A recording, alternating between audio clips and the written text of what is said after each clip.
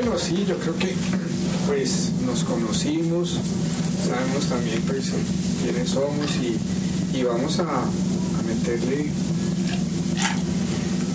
candela a la cosa. Vamos a meterle candela a la cosa. Bueno, me encanta.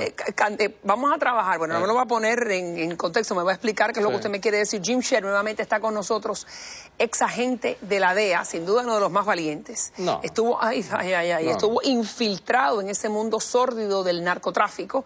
Se hacía pasar por un lavador de dinero de origen italiano en algunos momentos, otras veces tenía otras identidades, entre los 80 y los 90, cuando estaba caliente el narcotráfico, específicamente en el sur de la Florida. Sí. Gracias por estar con nosotros. Gracias por invitarme. ¿Por qué había que meterle candela a la cosa? Bueno, esa fue la reunión inicial. Habíamos hecho unos trabajos ya, pero él quería, la idea era traerlo aquí, al que viniera, le pagamos el viaje, él estuvo aquí, lo custodiamos, lo tratamos bien, y entonces para que hablen, ¿no? Para que cuenten su historia, quiénes son, qué es lo que hacen.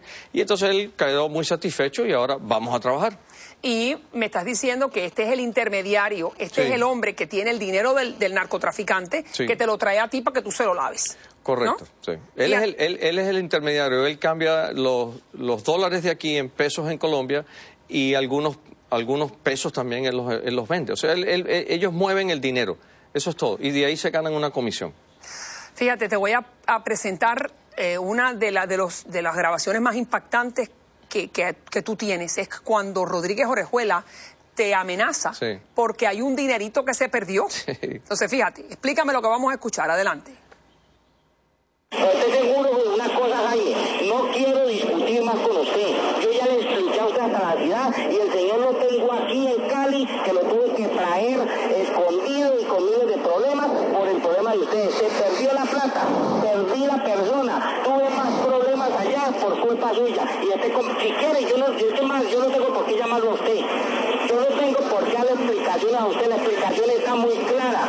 Y nosotros no vamos a cobrar plata porque no la necesitamos, plata que no nos deja. Pero estoy completamente seguro de que a todos los hijos que no nos quieran pagar los vamos a matar. Eso sí, pónganle la firma y escríbanlo si quiere y déjenselo a su mujer. Porque si la vida... Y si quiere, dígaselo a su esposa que lo vamos a matar. Póngalo en escrito y déselo a su esposa. Sí, eso es muy colombiano. Sí, él estaba soberbio, y yo lo dejaba, y yo le decía, sí, usted quién es, y usted manda. Entonces él se ponía más soberbio y gritaba. Entonces mi idea era dejarlo hablar, porque algún día, quién sabe, algún día a lo mejor él iba a tener que explicar el por qué él dijo eso. Porque después de eso... Y así ocurrió, porque ustedes utilizaron en el juicio de Rodríguez Orejuela esta grabación. Ahora explícame, para que el público entienda, ¿por qué estaba tan bravo, tan enojado? Bueno. ¿Cuánta plata se perdió? ¿Por qué le perdió usted la plata? Porque... ¿Te acuerdas que habíamos hablado ayer hablamos de las cosas de seguridad, de las cosas que se tienen que hacer? Entonces, el mensajero que él mandó no llegó cuando le dio la gana. Hora y media, 2 horas después, y ya está en violación de las normas de seguridad. Entonces yo no fui, pero el equipo de seguridad que trabajaba conmigo fue. Y lo siguieron, y tuvo varias reuniones. En una de esas reuniones le cayeron encima. ¿Lo arrestaron y se quedaron con el dinero? No lo arrestaron, eso no hay que arrestarlo. Le cayeron encima, los identificaron a todos los que estaban ahí, él, su mujer, el señor con quien estaba, y él tenía $582,000, que era lo que él me iba a entregar a mí para yo lavar. Entonces, claro, ese dinero fue confiscado. Y mira, ahí lo tenemos en pantalla, cuando está llegando a los Estados Unidos, en camino de Colombia, ese es extraditado. Y ese es Gilberto. Dígame, ¿cómo se trata cuando usted escucha que Rodríguez Orejuela, que es el capo de los capos, y para aquel que no conoce este mundo tan malvado, este es el hombre que logra destronar a Pablo Escobar?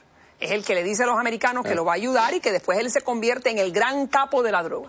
Bueno, pero llama a usted, le está reclamando $600 y pico de mil. Sí. ¿Usted cómo se siente? ¿Qué piensa en ese momento? Bueno, en ese momento estábamos muy contentos porque nadie de la DEA, informantes, pero hubo un agente especial, un funcionario legal de la DEA había hablado con uno de estos capos. Y hubieron otras conversaciones con él y otros intercambios de correo, de fax. En esa época eran faxes. Entonces, eso fue un golpe que causó mucha sensación dentro de la DEA, porque había alguien que estaba en comunicación, y las comunicaciones son las debilidades de estas personas. ¿Por qué? Porque el enojo es tan grande que agarran el teléfono. Exacto, ¿es eso? bueno, y cuando todo individuo que tú estás persiguiendo, cuando usan los teléfonos es la debilidad. Y entonces, además de eso, otras cosas en contrainteligencia se llegó a saber dónde era que él estaba. ¿Y por qué usted cree que, y vamos a escuchar ahora un poquito más de la conversación, ¿por qué usted cree que él lo llama directamente? Como él dice, yo no tengo por qué estar hablando con usted, entonces ¿por qué lo hace? Él me llama porque él es quien es Gilberto Rodríguez Orejuela. Acuérdate, la familia Rodríguez Orejuela tenía un plan. Ellos eran los Don de Cali. Ellos no eran vistos como los malvados, como los de Medellín, que eran más violentos. Ellos eran más sutil, pero al final del día mataban gente. La sangre corría por las calles. Entonces, el ajedrecista le el decían ajedrecista era Miguel. Y además ellos cambiaron el negocio de la cocaína. Ellos cambiaron totalmente. Ahora me lo totalmente. va a explicar en qué sentido ellos lo cambian, el negocio. Ellos tenían un plan. El plan era que ellos eran los dones, estaban reinvirtiendo su dinero en negocios legales dentro de Colombia, y la idea era que sus hijos y los hijos de sus hijos iban a ser grandes políticos, iban a ser personas de influencia dentro de la sociedad y la política económica y social de Colombia. Iban a ser, la idea de ellos era que iban a ser los Kennedy de Colombia. Los Kennedy vendiendo droga. Bueno. Ay, ellos estaban muy malitos. Fíjense lo que usted le contesta. Estamos hablando de generaciones, ¿no? Sí, fíjense lo que usted le contesta. Adelante. Pues mire, señor Gilberto Rodríguez Orejuela y Miguel, estamos esperando a los abogados. ¿Dónde están su famoso y poderoso bufete de abogados? Que se presenten. Es más, bajo nuestro sistema democrático y constitucional, ellos tienen el derecho a presentarse en una corte y hacernos una demanda. Que se presenten. Sí, porque cuando salió el encauzamiento, ya yo había salido de hacer el encubierto, entonces yo estaba ya en la posición de portavoz. Yo salí de un día de 180 grados, de 7 años de encubierta a ser portavoz. Entonces salió el encauzamiento y el señor Gilberto Rodríguez y su hermano mandaron una carta donde iban a demandarme por infamia, por haberlos acusado. Entonces la respuesta mía fue, bueno, está bien. Si es verdad, ustedes tienen todo el derecho a venir aquí a hacerme ver un mentiroso.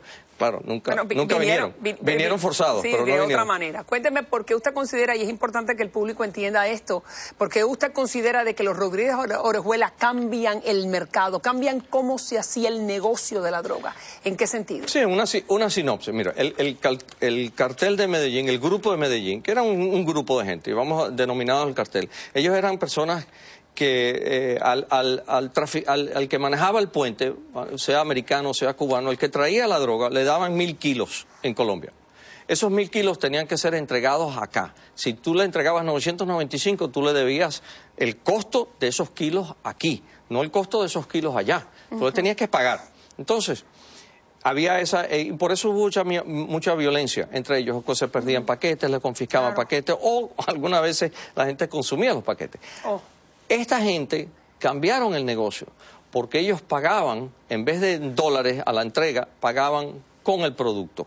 Entonces forzaron a cambiar el negocio en todo el Caribe, en todo Centroamérica. Porque cuando antes era el transportista, recibía los 1.000 kilos, los entregaba en Los Ángeles o en Miami, eran 1.000 kilos. Pero ahora recibe 1.000 kilos, pero le pagan 200. ¿Qué hace ese transportista con 200 kilos? Tienes que distribuirlo, tienes que crear un comercio.